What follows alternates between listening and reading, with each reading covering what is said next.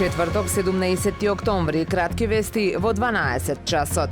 Македонската влада одобри средства за 274 проекти во 77 општини со вкупна приближна вредност од 4 милиарди 27 милиони денари. Општина Охрид на јавниот повик аплицираше со 10 инфраструктурни проекти. Најголемиот дел се однесуваат на реконструкција на улици и локални патишта во руралните средини, како и за реконструкција на атмосферска и фекална канализациона мрежа за дел од улицата Кленоец. Според најавите ќе се работи и на подобрување на условите за живење во сите урбани и рурални средини во општина Охрид. Клавирското трио од Охрид, составено од Лина Николеска на виолина, Антица Николоска на виолина и Ана Кузмановска на пијано, ќе настапи со собствен концерт на престижниот музички фестивал Златна лира. Учество обезбедија по освоената прва награда на меѓународниот надпревар Охридски бисери. Концертот ќе се одржи во недела 20 октомври со почеток во 20 часот во Музеот на револуционерната борба во Скопје.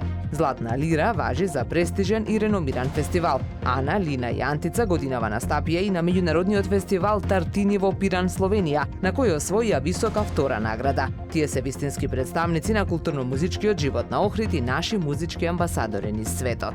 Во годинашната хуманитарна и спортско-рекреативна акција на Црвен крст Охрид за посреќено детство беа собрани 46.182 денари што ќе бидат наменети за помош во лекување на деца од семејства во социјален ризик. Заблагодарувајќи се на сите оние кои учествуваа, ја помогнаа, поддржаа и реализира акцијата. Од Охридскиот Црвен крст информираат дека денес во 18 часот ќе биде извлекувањето на добитниците на 20 вредни награди. Времето денес променливо облачно со сончеви периоди, дува умерен југоисточен ветер. Максималната температура во Охрид до 18 степени. Повеќе информации на ohridpress.com.mk. Уредник и водител на вестите Даниела Спасик. Технички реализатор Реджеп Селман.